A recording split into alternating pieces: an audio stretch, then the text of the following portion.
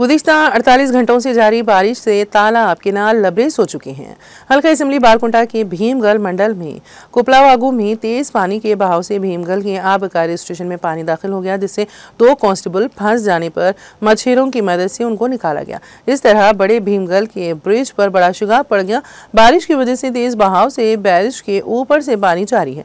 रियासत तेलंगाना में हुकूमत की जानिब से बारिश के पेश नज़र तमाम महकमे जात में अलर्ट रहने की हिदायत दी गई। भीमगल में भारी बारिश की वजह से इत्तला मिलने पर Armoor sub collector Abhigyan Malviya, Bhimgal municipal commissioner Gangadhar, Bhimgal MRO Shabbir, Bhimgal circle inspector Poonam Satyanarayana, Bhimgal SI Sandeep ने जाए मौके पर पहुंचकर हालात का जायजा लिया। महकमे तहसील ऑफिस और महकमे आबकारी बारिश का पानी दाखिल हो चुका है। महकमे आबकारी स्टेशन में फंसे दोनों को निकाला गया।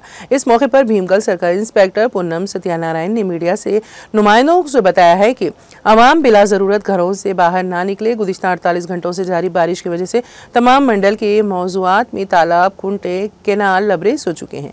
आवाम इसके करीब जाने से एहतियात करें। बारिश की वजह से घरों में पानी जमा हो चुका है। वालिदैन अपने बच्चों को बाहर ना भेजें। आवाम एहतियात बरतें।